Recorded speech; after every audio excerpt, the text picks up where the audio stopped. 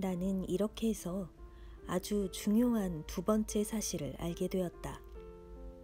어린 왕자가 태어난 별이 겨우 집 한 채보다 클까 말까 하다는 것이다. 그게 나한테는 별로 놀라운 일이 아니었다. 지구, 목성, 화성, 금성 이렇게 이름이 붙은 큰 행성들 밖에도 때로는 망원경으로도 잘 보이지 않을 만큼 아주 작은 다른 별들이 수백 개도 더 있다는 것을 나는 알고 있었다. 천문학자가 이런 별을 하나 발견하면 이름 대신 번호를 붙여준다. 예를 들어 소행성 325라고 부른다. 나는 어린 왕자가 떠나온 별이 소행성 B612라고 믿을 만한 중요한 이유가 있다. 이 소행성은 1909년 어느 터키 천문학자의 망원경에 단 한 번 보인 적이 있었다. 그때 이 천문학자는 국제천문학회에서 자신의 발견에 대해 길게 논증했다. 그러나 그가 입은 옷 때문에 아무도 그의 말을 믿지 않았다. 어른들은 이렇다.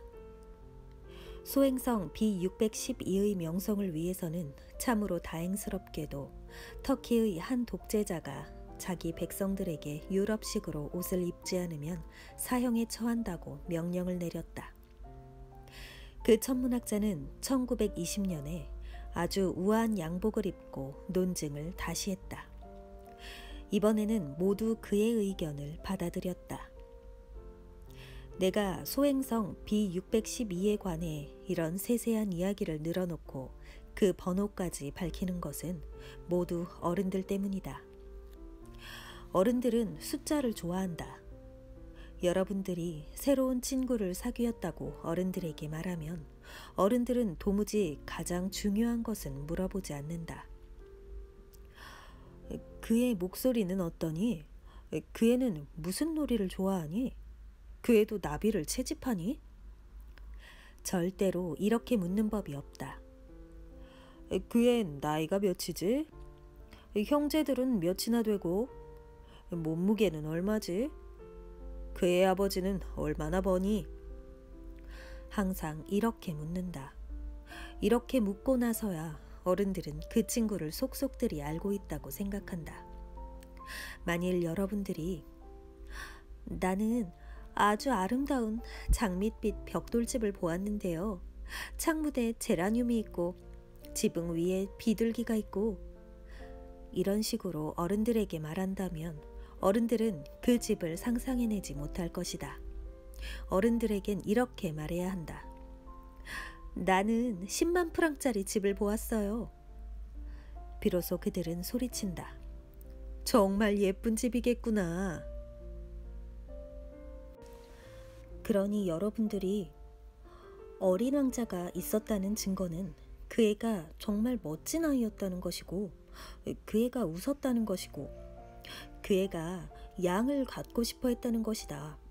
누군가가 양을 갖고 싶어 한다면 그것은 그 사람이 살아있다는 증거다. 라고 어른들에게 말한다면 그들은 어깨를 으쓱하며 여러분들을 어린아이로 취급할 것이다. 그러나 그는 소행성 B612로부터 왔다. 라고 말하면 어른들은 곧 알아듣고 질문 따위를 늘어놓아 여러분들을 귀찮게 하지 않을 것이다. 어른들은 이렇다.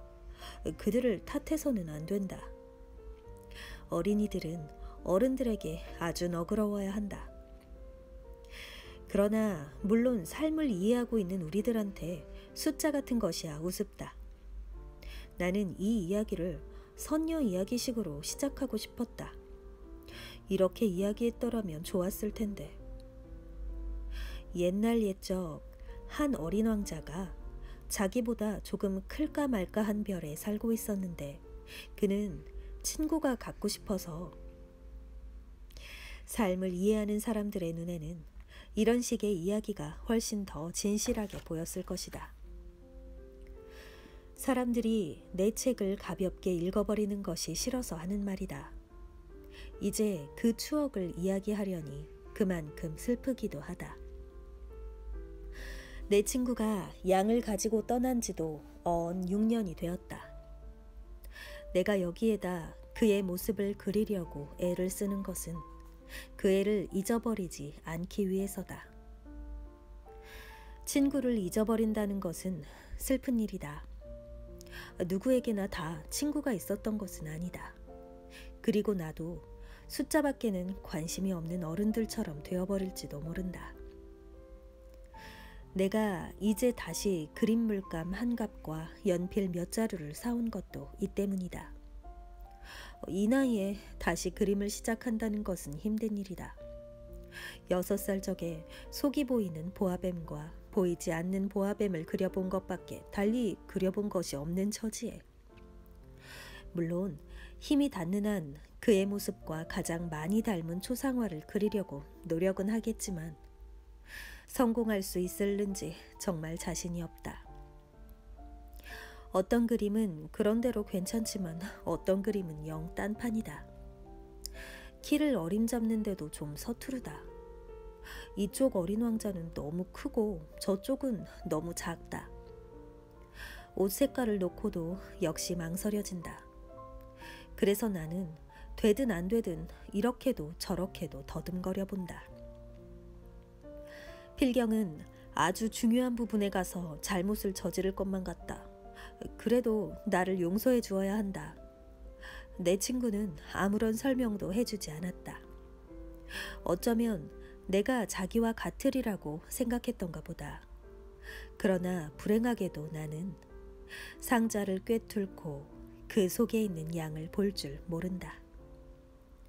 어쩌면 나도 얼만큼은 어른들처럼 되어버린 것은 아닌지, 아마도 늙어버렸나 보다.